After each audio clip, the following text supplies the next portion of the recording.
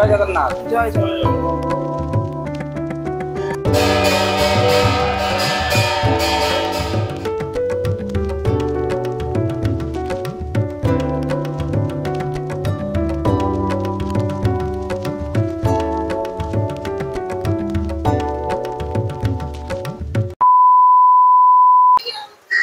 নমস্কার, আমি Ananya. Welcome to my channel. আজ 1 মার্চ শনিবার আমরা চলে এসেছি কলকাতার সবথেকে বড় জগন্নাথ মন্দিরে, যেটা রয়েছে খিদিরপুরে। গত বছর এই সময় মানে 1 মার্চ আমরা পুরীতে ছিলাম। এবছরও পুরী যাওয়ারই ইচ্ছা ছিল, কিন্তু বিশেষ কারণে সেটা যাওয়া হয়ে ওঠেনি। তাই জন্য আমরা চলে এসেছি খিদিরপুরের জগন্নাথ মন্দিরে। খিদিরপুরের এই জগন্নাথ মন্দিরটি তৈরি করা হয়েছে অনেকটা পুরী মন্দিরের আদলেই। আর এই মন্দির আসার সবথেকে সহজতম উপায় হলো ট্রেনে করে আসা, কারণ মন্দিরের পাশেই রয়েছে খিদিরপুর রেল স্টেশন। মন্দিরের যে এন্ট্রি গেট রয়েছে, এন্ট্রি গেটের একদম বাঁ দিকেই রয়েছে শু স্ট্যান্ড, আর এন্ট্রি গেটের ডান দিকে রয়েছে মা বটমঙ্গলা মন্দির।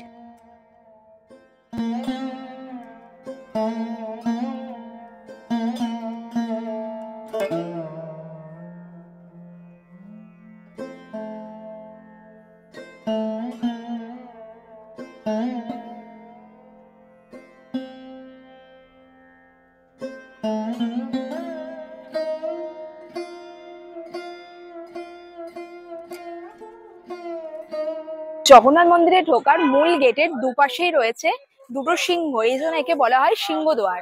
বেশ করেই সামনেই রয়েছে অরুণ স্তম্ভ, আর এই দিকেই রয়েছে রাধাকৃষ্ণের মূর্তি।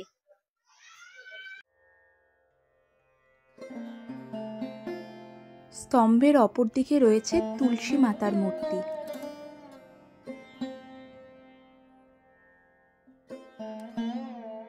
যেখানে ফুল মালা পাওয়া যাচ্ছে, আর এখানেই রয়েছে পুজো সামগ্রী বা পুজোর সামগ্রী নেয়ার কাউন্টার, আর এখানে রয়েছে মহাপ্রসাদ কুপন কালেক্ট করার কাউন্টার।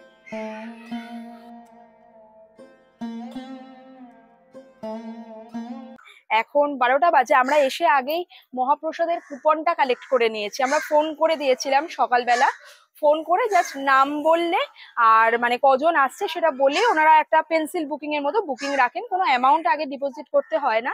আর যদি এখানে এসে কুপন কালেক্টের ব্যাপার থাকে, সেক্ষেত্রে 11টার মধ্যে আসতে হয়। যেহেতু আমাদের আজকে একটু লেট হবে, সেই জন্য আমরা ফোন করে আগে বুক করে নিয়েছিলাম কুপনটা।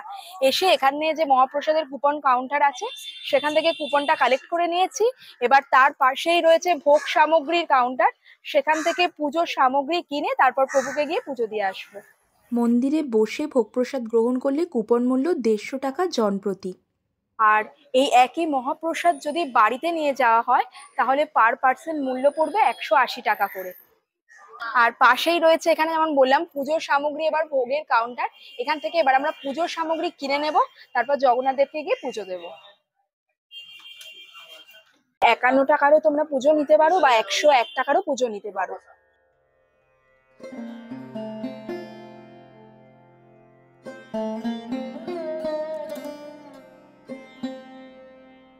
আমি এখান থেকে 51 টাকার একটা পুজো নিয়ে নিচ্ছি।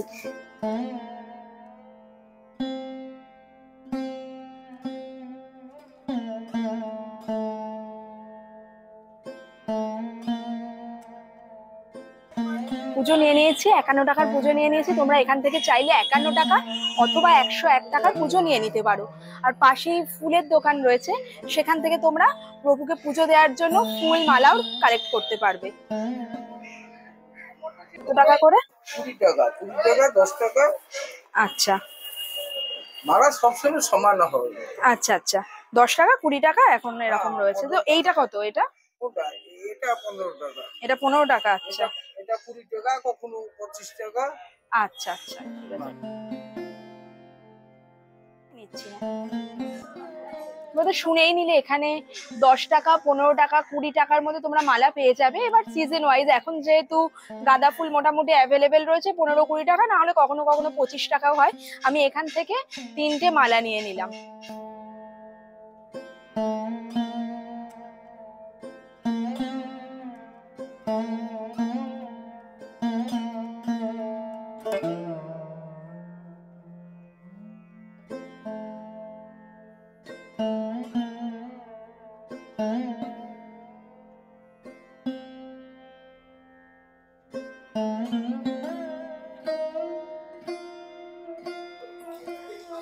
মন্দিরে তো ওপরে সিঁড়ি দিয়ে গিয়ে প্রভুকে পুজো দেব, তার আগেই এখানে ডান দিকে এখানে রয়েছে জগন্নাথ দেবের মূর্তি, আর এদিকে রয়েছে হনুমানজির মূর্তি।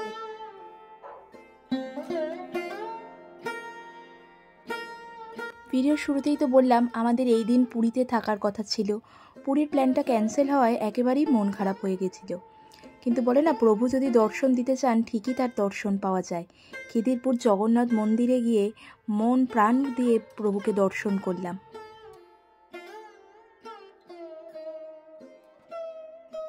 জয় জয়। আবার কি 4টে থেকে খুলবে মন্দির? মন্দিরে সকাল 6টায় খুলে 1টায় বন্ধ হয়, আচ্ছা। বিকেল 4টায় খুলে রাত্রি 9টায় বন্ধ। আচ্ছা। সকালে 6টায় মঙ্গল আরতি হয়, 8টা 8:30টার মধ্যে বল্লভ ভোগ হয়, 12টা 12:30টার মধ্যে মধ্যাহ্ন ভোগ হয়। আচ্ছা সূর্যাস্ত দেখি সন্ধ্যা আলতি হয়।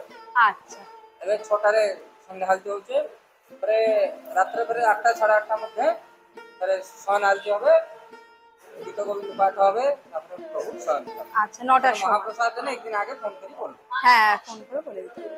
সবকিছু হয়, পুরী মতন সবকিছু। হ্যাঁ পুরী মন্দিরের আদলেই তৈরি হয়েছে এই মন্দির। এটা কলকাতারও সবচেয়ে বড় জগন্নাথ সব থেকে বড় মন্দির। খুব সুন্দরভাবে মন্দিরে পুজো দেওয়া হয়ে গেছে। সুতরাং তোমরা যারা আসতে চাইছো তোমরা অবশ্যই চলে আসতে পারো। কলকাতার সব থেকে বড় মন্দির রয়েছে খিদিরপুরে। খুব সুন্দর ব্যবস্থাপনা, ভোগ প্রসাদও এখানে গ্রহণ করতে পারো। এরপর আমরা যাবো, গিয়ে ভোগ প্রসাদ গ্রহণ করবো, তখন তোমাদের ডিটেলে দেখিয়ে দেবো যে ভোগ প্রসাদে কি কি রয়েছে। পুরো মন্দির জুড়েই রয়েছে অপূর্ব কারুকার্য।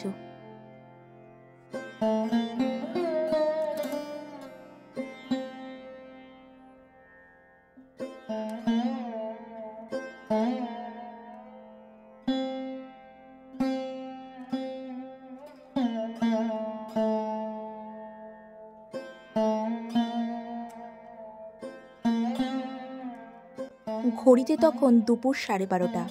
এই সময় প্রভুকে ভোগ নিবেদন করা হয় এবং মন্দির বেশ কিছুক্ষণ বন্ধ থাকে। তারপরেই শুরু হয় প্রভুর ভোগারতি।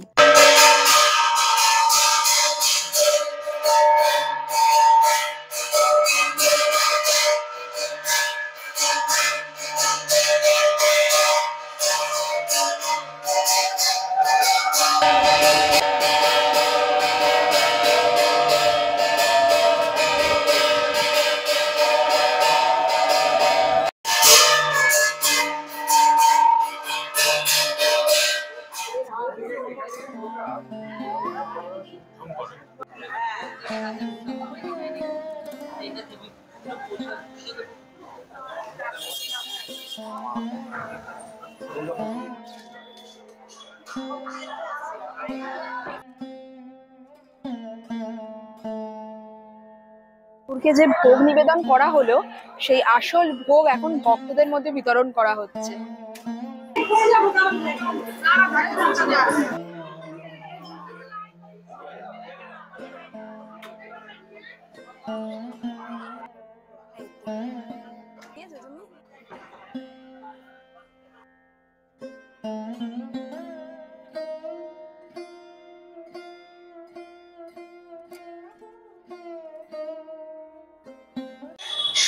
সাড়ে 12টার সময় প্রভুকে ভোগ নিবেদন করা হলো, তারপর চললো ভোগারতি। ভোগারতির পর প্রভুর অরিজিনাল ভোগ ভক্তবৃন্দের মধ্যে বিতরণ করে দেয়া হলো। এবার ওই জায়গাটা পরিষ্কার করে দেয়া হচ্ছে, তারপর আবার পুজো নেওয়া শুরু হবে।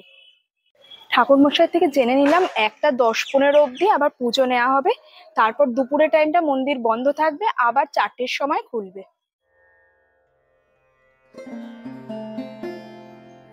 মেন গেট দিয়ে ঢুকেই এখানে যে ক্লক সেবেল গেট দিয়ে জায়গাটা রয়েছে, এইখানের ভেতরেই রয়েছে ভোগ প্রসাদ কক্ষ। ভিতরে ঢুকেই ডান দিকে এখানে মণ্ডপ করা রয়েছে, এখানে বিভিন্ন ধরনের যজ্ঞ, বিভিন্ন অনুষ্ঠানাদি হয়ে থাকে। আর তার ঠিক পাশেই রয়েছে অতিথি ভবন। অতিথি ভবনে যারা কলকাতার বাইরে থেকে আসছেন, খিদিরপুর জগন্নাথ মন্দিরে থাকতে চান, সেক্ষেত্রে কিন্তু এই অতিথি ভবনে থাকার সুব্যবস্থা রয়েছে। 800 টাকায় হচ্ছে নন এসি রুম, আর 1200 টাকায় ডাবল বেডের এসি রুম।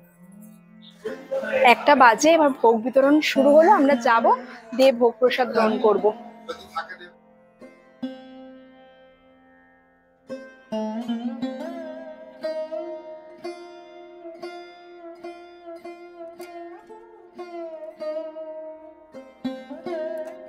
যারা মাটিতে বসতে পারেন না তাদের জন্য কিন্তু এখানে ভোগ প্রসাদ গ্রহণ করার জন্য চেয়ার টেবিলেরও ব্যবস্থা রয়েছে।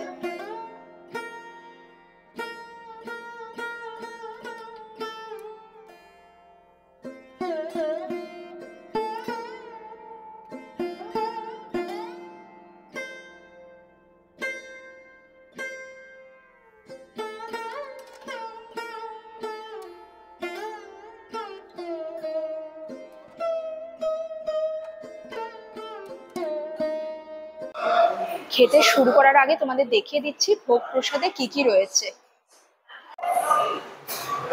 প্রথমেই দেয়া হলো বাসন্তী পোলাও, সাদা ভাত, ডাল, এখানে কাবলি ছোলা, আলু দিয়ে একটা তরকারি, আর এখানে রয়েছে ধোকার ডালনা, এছাড়া চাটনি এবং পায়েসও রয়েছে।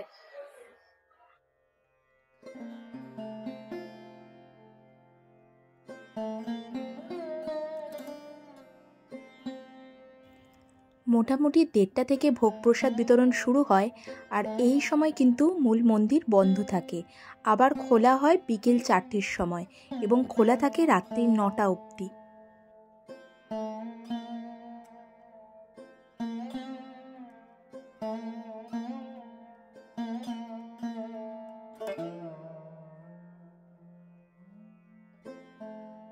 আশা করছি আজকের ভিডিওটা হেল্পফুল হয়েছে। যদি ভালো লাগে কমেন্ট সেকশনে জানিও, ফ্রেন্ডস ফ্যামিলি মেম্বারদের সাথে শেয়ার করে দিও, আর এই রকম ভিডিও আরো দেখতে অবশ্যই আমার চ্যানেলটাকে সাবস্ক্রাইব করে দিও। খিদিরপুর জগন্নাথ মন্দিরে এসে একদিন দর্শন করে যাও, আশা করছি তোমাদেরও খুব ভালো অনুভূতি হবে। জয় জগন্নাথ।